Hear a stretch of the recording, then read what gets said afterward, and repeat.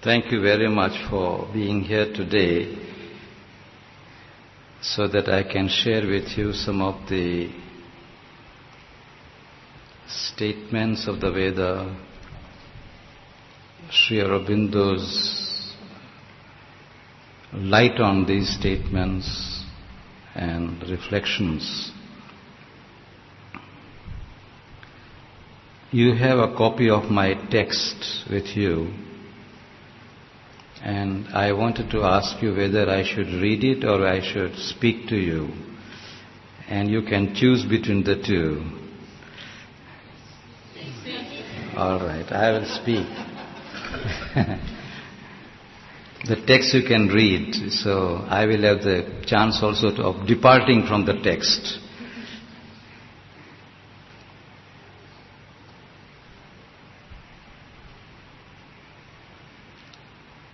There is one very important statement that Sri Aurobindo has made in the Foundations of Indian Culture,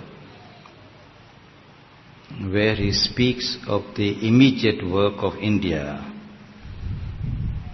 And I would like to underline this because this meeting is being held in Bharat Nivas, which is dedicated to the promotion of Indian culture.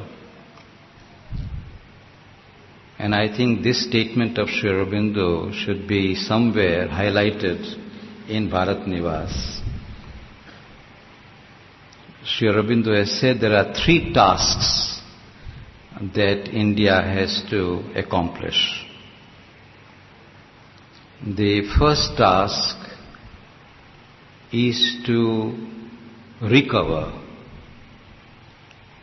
the ancient spiritual knowledge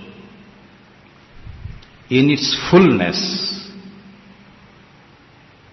in amplitude. This is the first task. And this means, of course, basically the recovery of the Veda, Upanishads, the Gita, and the Puranas, and Tantra. This is, you might say, the basic stuff of what can be called the ancient spiritual knowledge of India. I underline the word knowledge because usually, although this knowledge is contained in what are called scriptures, and scriptures are sometimes regarded as the revelations which are made once for all and have to be accepted unquestioningly, and therefore philosophers do not accept them as bodies of knowledge. Whereas here, although these are scriptures, Vedas are scriptures, Upanishads, the Gita, Tantra, Puranas, they are still to be considered as books of knowledge because India does not regard them as revelations made for all time, which cannot be repeated, which cannot be verified. According to the Vedic tradition, the faculty of revelation can be so developed that one can have a constant stream of revelations, and therefore it is not something which comes once for all, but one can have repeated revelations, and revelations can be verified by revelations, and they can be experimented upon, they can be enlarged, as in scientific knowledge. You can enlarge upon the knowledge. You can even overpass, you can have a new revelation, a new knowledge. So, Sri Aurobindo has deliberately used the word ancient Indian spiritual knowledge. This has to be recovered. It has to be recovered because it has greatly been lost. Mother once wrote down for me one message in which she said, India has, or rather had, the knowledge of the Spirit. So she wanted to underline that India should not take the pride of having today a living knowledge of the Spirit. India has deviated a long way from the possession of that knowledge, and therefore it has to be recovered. This is the first task. The second task, Sri Aurobindo has said, India has to pour that knowledge into new modes of philosophical, scientific, and critical knowledge. This is a very difficult task. In fact, it has been made easy because Sri Aurobindo himself wrote a huge philosophical work called The Life Divine, in which he has demonstrated how the ancient knowledge can be poured into the philosophical mode of thinking, and how in modern times it can be presented in the modern fashion, and even shown how we can advance from the past towards the new. The third task, Sri Aurobindo has said, is to deal with the contemporary problems in a new manner and to realize a spiritualized society. These are the three tasks, of which the last one, he said, is the most difficult task. And the proportion to which India can accomplish these three tasks, to that extent India will have fulfilled her mission. In fact, the third task also Sri Aurobindo and the Mother have initiated, and where we are sitting now, this great seat called Auroville, is India's effort inviting the whole world to meet together and attempting to create a spiritualized society. So in fact, the extent to which we can succeed here in Auroville, to that extent India will have fulfilled her mission. But these last two tasks will depend very largely upon the recovery, the first task, the recovery of the ancient spiritual knowledge.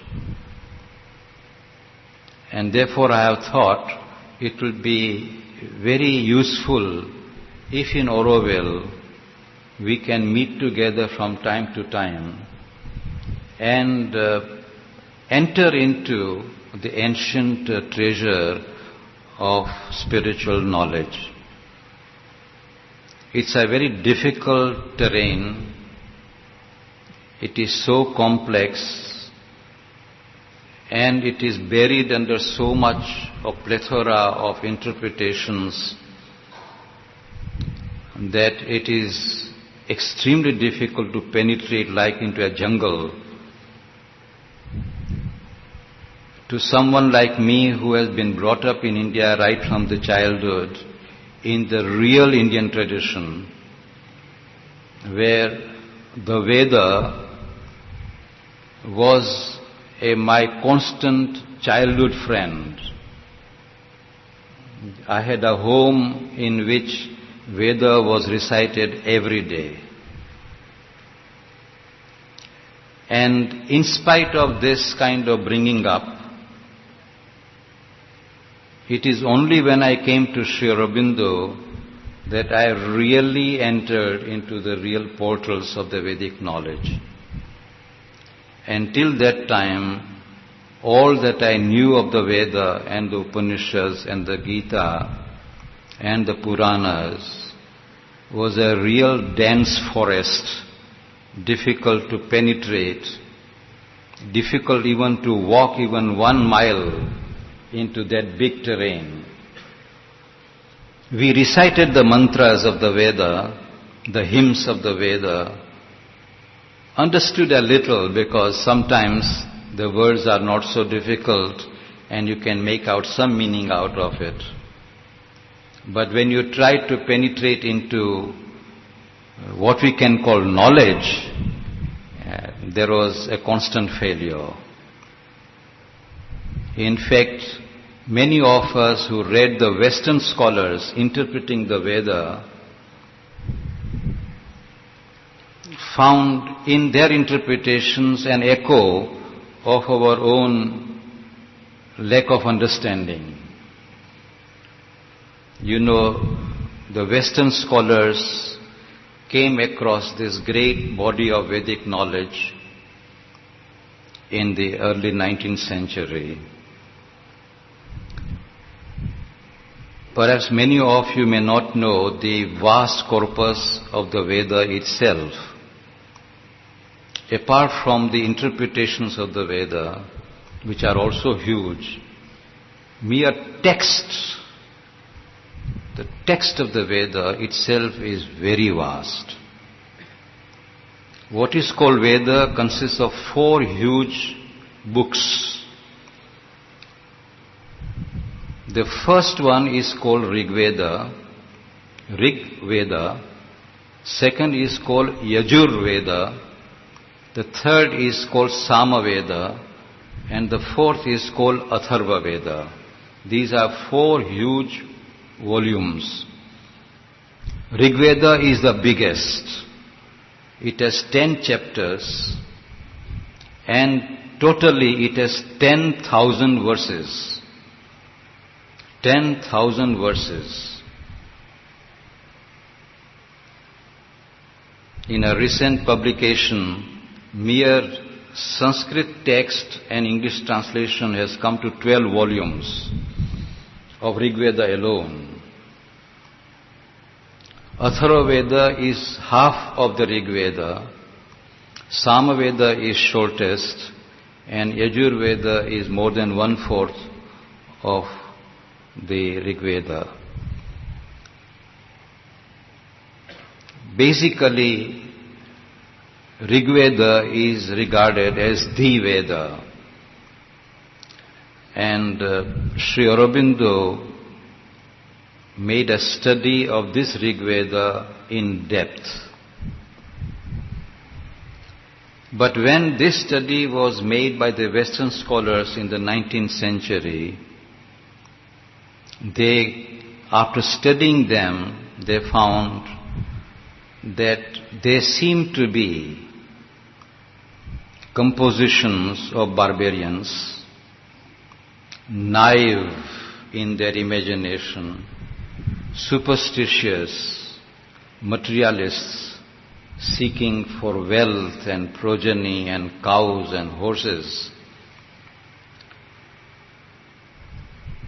not understanding the real depth and not understanding the connections of ideas.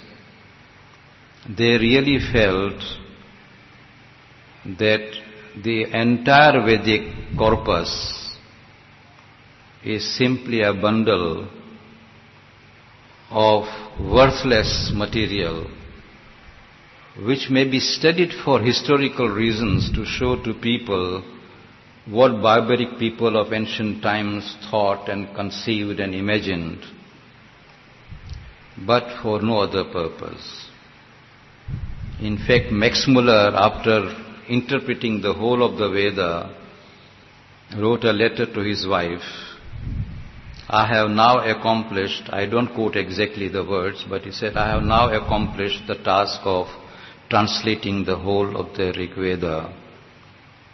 And when people, even in India, when they will read my translation and understand what Veda contains, they will find that there is nothing in it, and they will easily turn to Christianity and embrace it.